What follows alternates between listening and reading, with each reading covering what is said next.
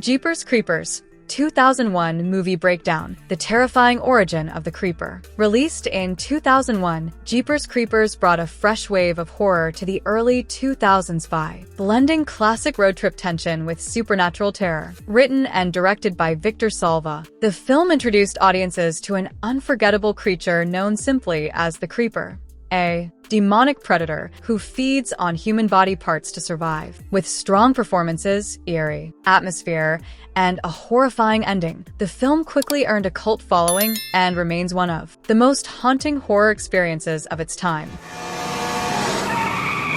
What the hell's his problem? Just get out of his way, Derry! A quiet road trip turns into a nightmare. The story begins with siblings Trish and Derry Jenner, played by Gina Phillips and Justin Long, as they drive home from college for spring break. The setting is remote, rural Florida, filled with long, empty roads and overgrown fields. Their banter feels natural, making them instantly relatable as they tease each other about relationships, music, and highway legends. The film wastes no time in shifting gears. Their peaceful drive is interrupted by a menacing, rusty old truck that aggressively tailgates them. The truck driver nearly runs them off the road before speeding away, leaving both Trish and Derry shaken. This is the audience's first encounter with the vehicle that will become as iconic as the Creeper himself.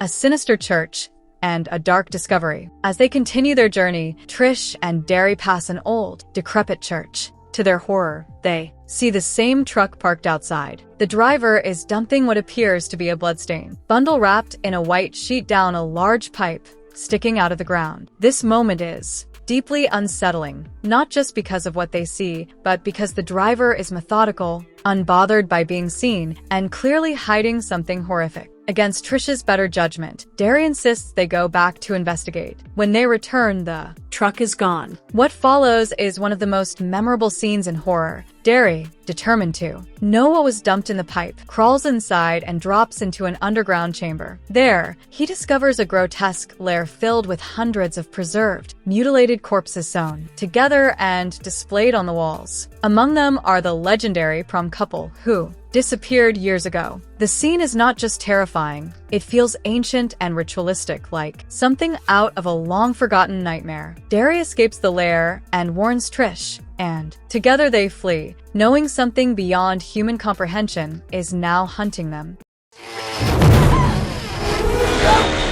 It's stuck in reverse! The Creeper hunts its prey. As night falls, the tension only grows. Trish and Derry head to a local diner to call the police. While waiting for help, a strange woman calls the diner's payphone. She claims to be having psychic visions involving them and ominously warns them to beware of the song Jeepers Creepers. The atmosphere becomes increasingly eerie, blending the ordinary with the unexplainable. When the police arrive and escort Trish and Derry, things go from bad to worse. The Creeper, hidden until this point, makes his presence known. He kills the officers in brutal fashion and chases the siblings in his unholy truck, revealing incredible strength, speed, and resilience. The Creeper isn't a typical slasher villain. He doesn't just kill for pleasure. He stalks his victims, sniffs them out, and chooses parts of their bodies to consume. The idea is both terrifying and unique. Whatever body part he eats, he absorbs and uses to regenerate. If he eats a man's eyes, he can see better. If he eats a woman's lungs, he can breathe again. He's not just killing, he's rebuilding himself.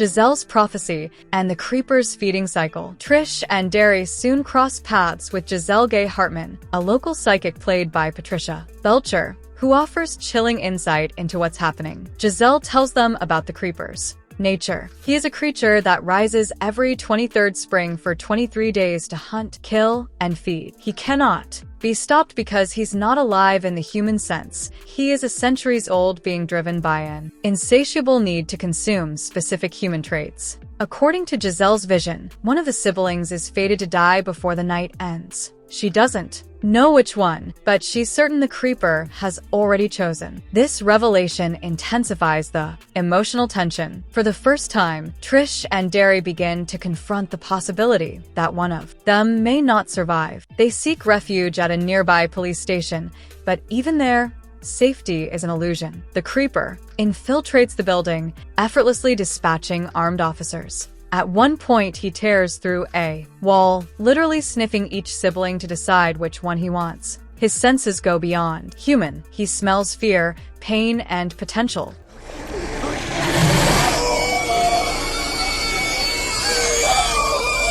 The mask comes off. Meet the monster. In a dramatic confrontation, the creeper removes his wide-brimmed hat, revealing his true face, a grotesque, demonic visage with fangs, scaled skin, and leathery wings. His face is part man, part bat, part lizard, and entirely horrifying. It becomes clear that the creature is something ancient and evil, perhaps even immortal. The reveal is shocking but perfectly timed. After a full hour of teasing, the audience finally sees what has been hunting Trish and Derry. Trish, in a final act of bravery and desperation, offers herself to the creeper in exchange for her brother. She pleads, cries, and begs him to take her instead. But the creeper is unmoved. He has already chosen. He seizes Derry and, with wings spread wide, flies off into the night.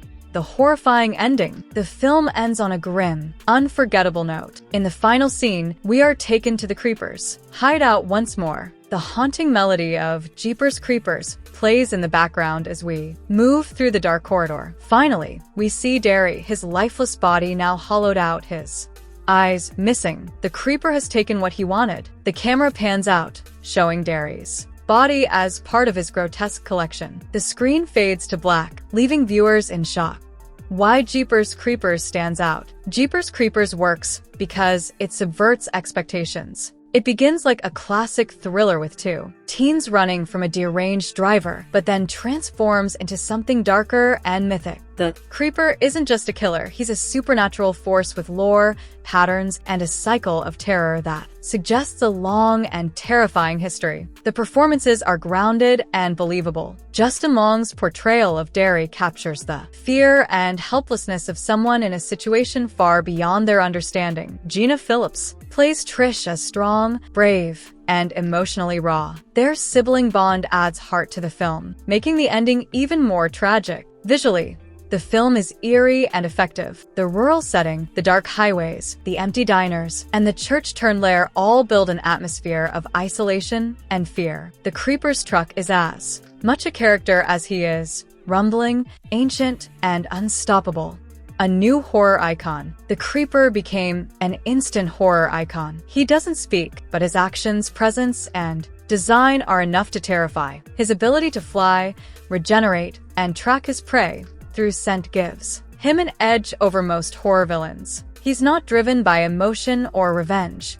He's driven by instinct and need. That makes him far more unpredictable and terrifying. Jeepers Creepers spawned multiple sequels, but none matched the originality and intensity of the first. It remains a standout entry in horror history for its blend of suspense, creature design, and an ending that doesn't flinch.